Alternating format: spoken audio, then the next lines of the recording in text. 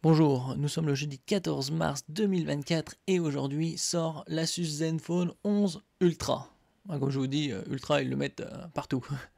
De l'IA, de la puissance et la fin des formats compacts.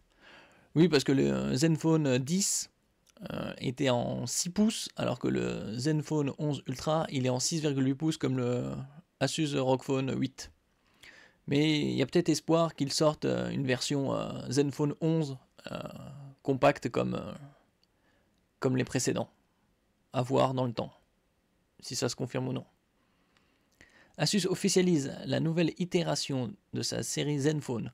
Loin d'abandonner la gamme de smartphones, le fabricant taïwanais en livre une version 11 Ultra mieux pourvue que jamais, mais qui rompt avec les Zenfone 9 et 10 par son très grand format. Oui, parce que là, ça passe de 6 à 6,8. Mais il y a peut-être espoir qu'ils sortent une version compacte.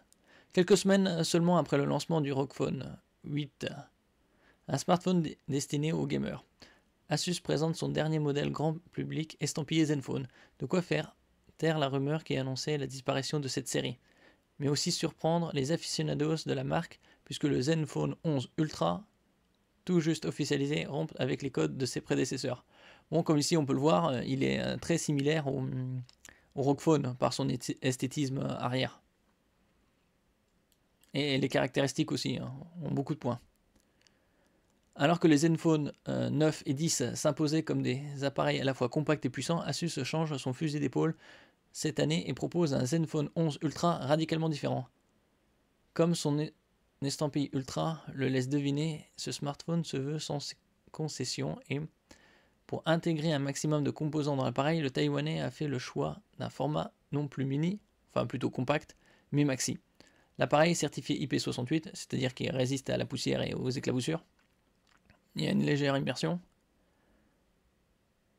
Mesure 163,8 par 76,8 par 8,9 mm pour 224 grammes et abrite un écran de 6,78 pouces, loin des 5,92 pouces du Zenfone 10, comme je disais. C'était un vrai compact. Beaucoup de personnes cherchent des compacts de cette dimension.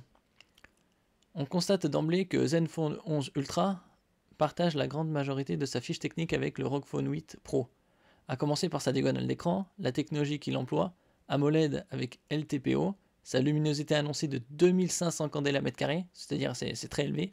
L'autre sont dans les 1000, avec les pics ou 1500, et son taux de rafraîchissement maximal de 144 Hz. En comparaison au ROG Phone 8 Pro, c'est 165. Mais l'esthétisme est très similaire.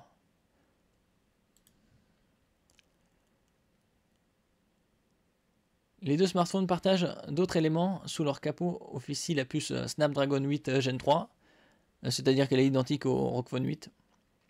C'est la dernière Snapdragon. Si le Zenfone 11 Ultra, qui propose des configurations en 12 Go de RAM, 256 Go de mémoire, et 16 Go de RAM et 512 Go de mémoire, c'est deux versions, l'accompagne d'un peu moins de mémoire que son comparse gamer. Le comparse gamer, l'autre c'est du 16 ou l'ultime Pro c'est jusqu'à 24. Mais le prix est différent aussi puisqu'il est 50% plus cher. Là actuellement, les deux versions en 12 256 et 16 512 sont respectivement à 1000 euros et 1100 euros. Mais actuellement, vous pouvez les précommander pour 100 euros de moins. C'est-à-dire que vous avez la version en 12 256 à 900 euros et la 16 512 à moins de 1000 euros. Au rang des points communs, on relève l'intégration d'une imposante batterie de 5500 mAh, autorisant une charge rapide à 65 watts filaire et 15 watts sans fil, sans oublier un triple module photo dorsale.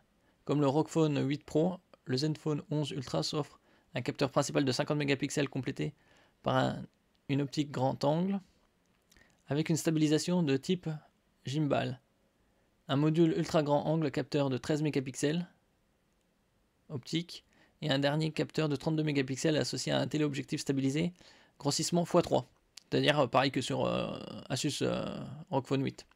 La prise mini jack, qui a pratiquement disparu de l'univers du haut de gamme, sauf chez Sony et Asus, reste de la partie. un ROG pour le jeu, un Zenfone pour l'IA. Bref, la carte d'identité de ce Zenfone 11 Ultra rappelle, d'un point de vue strictement technique, la ROG Phone 8 Pro dans un moule un peu plus discret, sans éclairage RGB et autres refroidisseurs externes. Oui, il est disponible le Zenfone 11 Ultra en 4 coloris.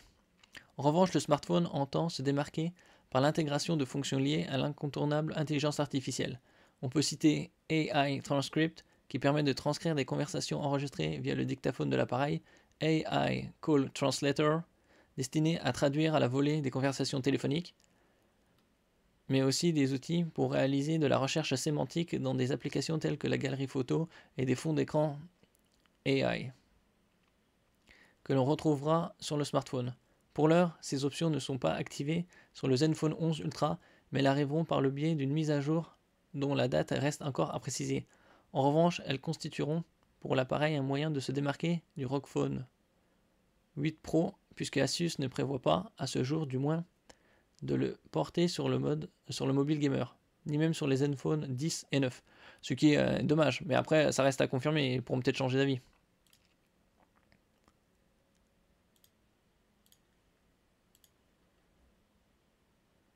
Plus grand et mieux pourvu que ses aînés, ce Zenfone 11 Ultra illustre l'ambition de la firme taïwanaise de séduire non plus seulement par son format, mais par un niveau technique élevé et un volet logiciel dans l'ère du temps.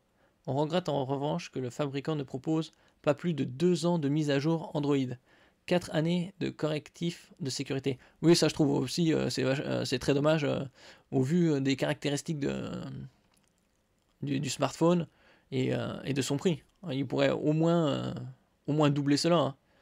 Je veux dire, il pourrait faire facilement 5 années de mise à jour Android et 8 années de correctif, ou même 8 années de Android.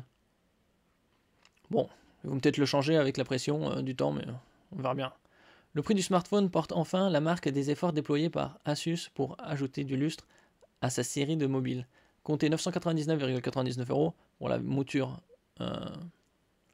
12 256 et 100 € de plus, c'est-à-dire 1100 € pour la 16 512. Mais actuellement, vous pouvez l'avoir 100 € de moins tous les deux, c'est-à-dire le 12 256 pour 900 € et le 16 512 pour 1000 €. Là, on va voir quelques caractéristiques techniques. Là.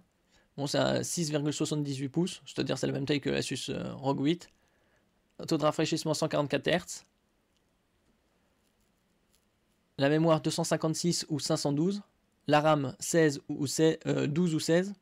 La batterie 5500 mAh. Bon, il y a la charge rapide, triple capteur au dos. Android 14. Au niveau de la définition de l'écran, c'est du 2400 par 1080, c'est-à-dire du Full HD+. La densité de pixels, c'est 388 ppp, point par pouce. Le Snapdragon, c'est-à-dire le CPU, c'est le dernier. Snapdragon 8 Gen 3, gravure 4 nanomètres. Vous avez l'enregistrement vidéo en 8K 24 ou 30 images par seconde.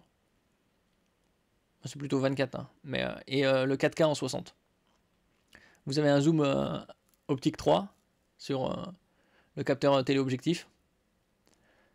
Connectivité, vous avez le Wi-Fi 7, c'est-à-dire le tout dernier qui vient de sortir. Le Bluetooth 5.4, également le dernier. Le NFC, c'est-à-dire Near Field Connection. Vous pouvez l'utiliser comme les cartes sans contact. Le GPS.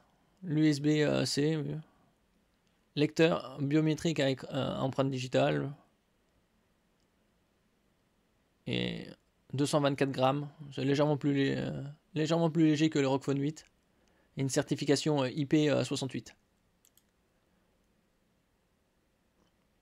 Vous avez la charge filaire à 65 watts et la sans fil key par induction, 15 watts. Vous avez le zoom grand angle, stabilisation gimbal 3.0, zoom 2. Ultra grand angle 120 degrés. Et téléobjectif zoom optique x3. Avec zoom numérique x30.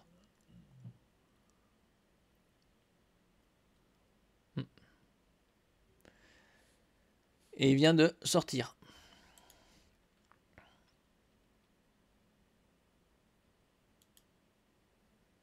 Et vous l'avez en 4 coloris. Merci pour votre écoute. N'oubliez pas de mettre un j'aime, un commentaire, de partager et de vous abonner à la chaîne. À la prochaine fois.